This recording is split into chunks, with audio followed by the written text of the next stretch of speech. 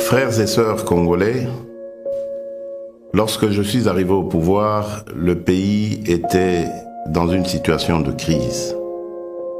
À la suite d'une longue période d'instabilité politique et d'incertitude, l'élection présidentielle qui a consacré notre victoire, votre victoire, continue de susciter beaucoup d'espoir partout dans notre pays et même au-delà de nos frontières.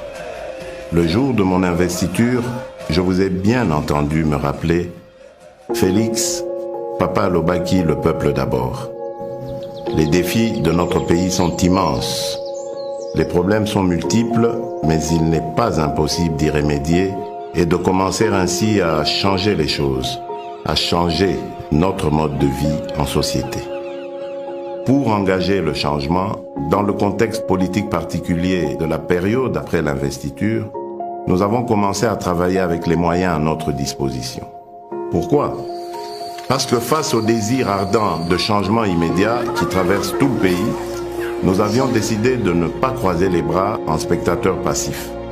Pourquoi ? Parce que quand on veut changer les choses, on n'attend pas de réunir toutes les meilleures conditions. Nous avons lancé le programme des 100 jours. Ce programme ne va sûrement pas résoudre tous nos problèmes en quelques mois, mais il est un début de solution. Nous avons commencé à doter nos villes de certaines infrastructures routières et d'apporter les réponses dans la production agro-industrielle ainsi que dans le domaine de la santé et dans bien d'autres. Nous avons ouvert plusieurs chantiers un peu partout. Ces chantiers, une fois finalisés, vont soulager déjà quelques-uns de nos problèmes. Certains d'entre nous pourront ainsi rentrer plus tôt chez eux et sans subir le stress des embouteillages, ou voyager plus facilement d'une ville à une autre, ou évacuer plus rapidement leurs produits et les acheminer vers d'autres marchés pour les vendre plus vite.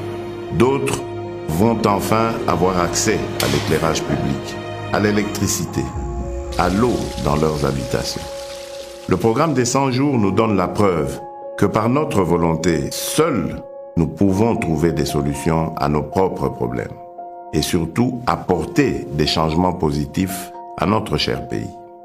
Le grand changement que nous attendons, le changement que vous souhaitez, ne sera possible que si chacun de nous tous, Congolaises et Congolais, adopte la même attitude responsable face aux problèmes et défis qui sont les siens, qui sont les nôtres.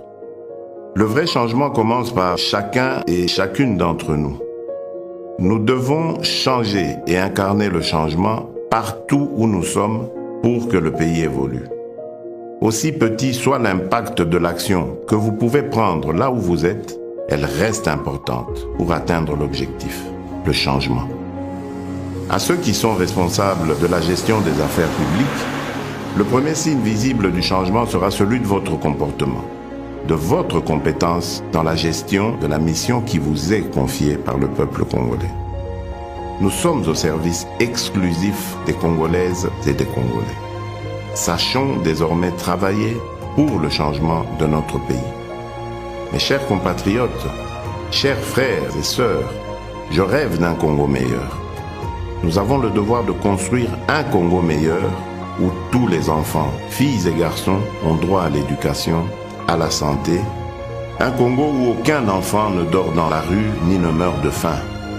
Un Congo où toute personne orpheline, veuve, vulnérable ou vivant avec handicap est accompagnée par les institutions de l'État.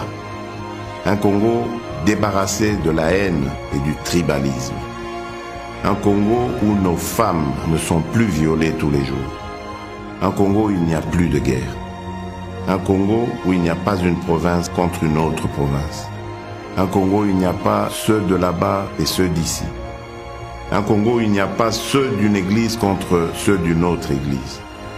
Un Congo où il n'y a pas un camp politique contre un autre camp politique.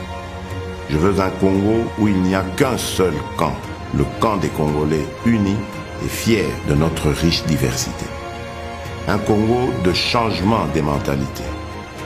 Nous avons le devoir de porter le grand rêve et de redonner de la grandeur à notre pays. De bâtir un Congo debout et digne, un Congo des travailleurs responsables, vigilants et gardiens de nos lois. C'est le Congo que je veux pour nous tous. C'est ce Congo-là, notre Congo, pour lequel vous m'avez donné le mandat. Ce Congo est possible si nous acceptons de changer dès à présent. Oui, ce Congo est possible. Que Dieu bénisse la République démocratique du Congo.